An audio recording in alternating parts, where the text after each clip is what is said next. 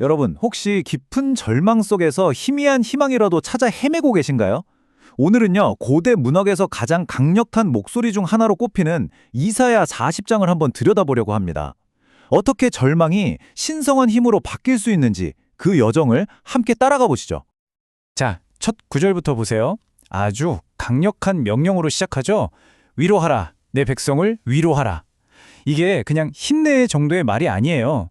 절망의 시간이 끝났다는 선언이자 새로운 시작을 알리는 외침입니다. 그래서 위로하라는 말을 2번이나 반복한 거예요. 그만큼 절실하고 중요하다는 뜻이겠죠. 오늘 우리가 함께 살펴볼 내용입니다. 먼저 따뜻한 위로의 메시지로 시작해서요, 광야의 외침을 따라가 볼 거고요.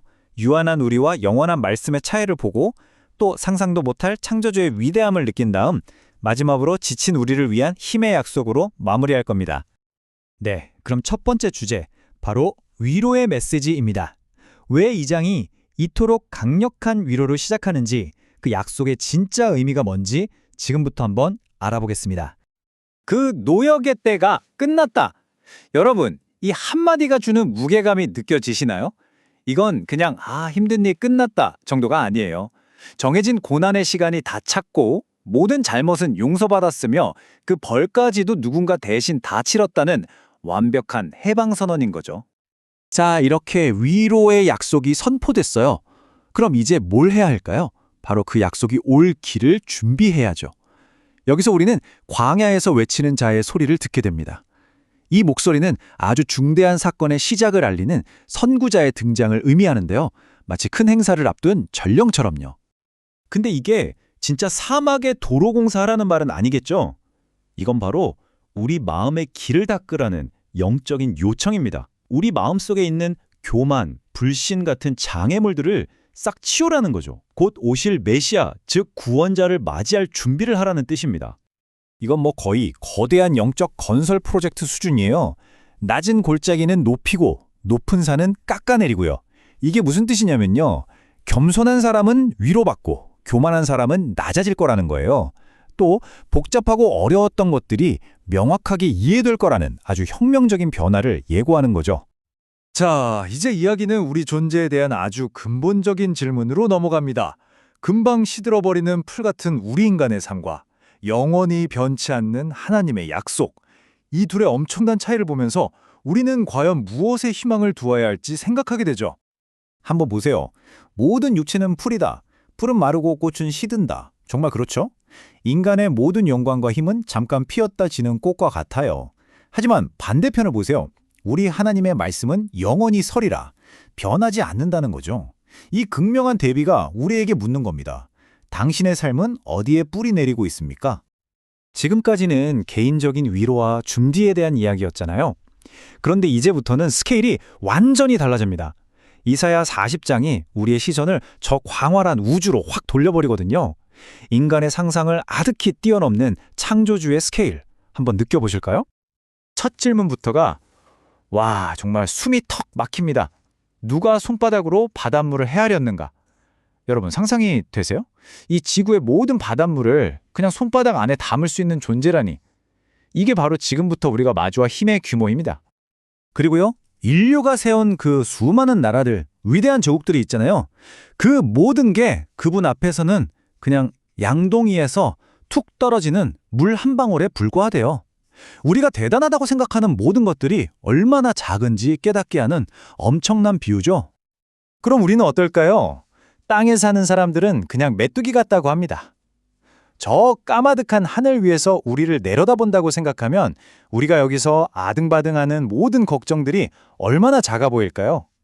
관점을 완전히 바꿔버리죠. 자, 이렇게 어마어마한 존재를 대체 뭐랑 비교할 수 있겠어요? 이 본문이 우리한테 바로 그 질문을 던지는 겁니다. 이렇게 무한한 존재를 감히 유한한 인간의 생각으로 어떤 형상에 빗대려는 시도 자체가 얼마나 말이 안 되는 거냐고 묻고 있는 거죠. 그러면서 아주 재치 있게 우상을 만드는 과정을 보여줘요. 1단계, 장인이 형상을 만들고요. 2단계, 금으로 쫙 입히고 3단계, 은사슬로 멋지게 장식도 하죠. 근데 마지막 4단계가 진짜 핵심입니다. 그렇게 번쩍번쩍하게 만든 우상이 넘어질까봐 흔들리지 않도록 못으로 고정시킨다는 거예요. 스스로 서지도 못하는 걸 숭배하는 셈이죠. 그렇게 사람이 못으로 고정시켜야 하는 무력한 우상하고 진짜 창조주를 한번 비교해 보세요. 창조주는 하늘을 그냥 커튼처럼 쫙 펼치시고 이 땅의 막강한 군주들을 없는 것처럼 만들어 버리세요. 하늘의 모든 별들 이름을 하나하나 부르실 정도로 그 권능이 대단해서 어느 것 하나 그분의 통제를 벗어나는 게 없다는 거죠.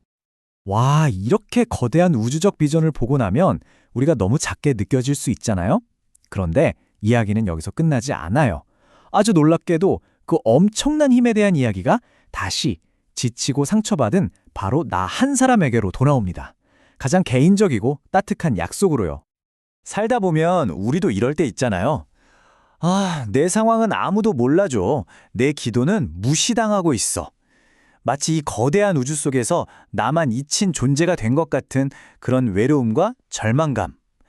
바로 이 솔직한 탄식이 이 이야기의 클라이맥스를 여는 열쇠가 됩니다. 그런데요, 우리의 이 작은 탄식에 대한 대답이 정말 놀랍습니다. 너는 알지 못하였느냐? 듣지 못하였느냐? 하면서요. 영원하신 하나님, 온 세상을 만드신 그분은 절대 피곤해하거나 지치는 법이 없다는 거예요. 그분의 지혜는 끝이 없어서 우리를 놓치는 일은 결코 없다는 강력한 확신을 주는 거죠. 아무리 혈기왕성한 젊은이라도 결국엔 지치고 넘어지게 마련이잖아요. 그게 바로 인간이 가진 힘의 한계죠. 그런데 말이에요. 하나님을 믿고 기다리는 사람에게는 완전히 다른 차원의 힘, 즉 새 힘을 약속합니다. 이건 마르지 않는 샘 같은 힘이에요. 그리고 마침내 이 장 전체를 빛내는 가장 찬란한 약속에 다다릅니다. 오직 여호와를 앙망하는 자는 새 힘을 얻으리니. 이건 그냥 기운 좀 차리는 정도가 아니에요. 독수리가 힘차게 날갯짓하며 하늘로 솟아오르는 것처럼 달려도 지치지 않고 걸어도 피곤하지 않는 그런 초월적인 힘을 말하는 겁니다. 절망의 땅에서 희망의 하늘로 날아오르는 거죠. 수천 년 전에 기록된 이 약속이 왜 오늘날 이토록 지쳐있는 우리에게도 여전히 이렇게 깊은 울림을 주는 걸까요? 여러분의 삶에서 독수리처럼 다시 날아오르게 할 그 새 힘은 어디에서 찾을 수 있을지 오늘 한번 깊이 생각해 보시는 건 어떨까요?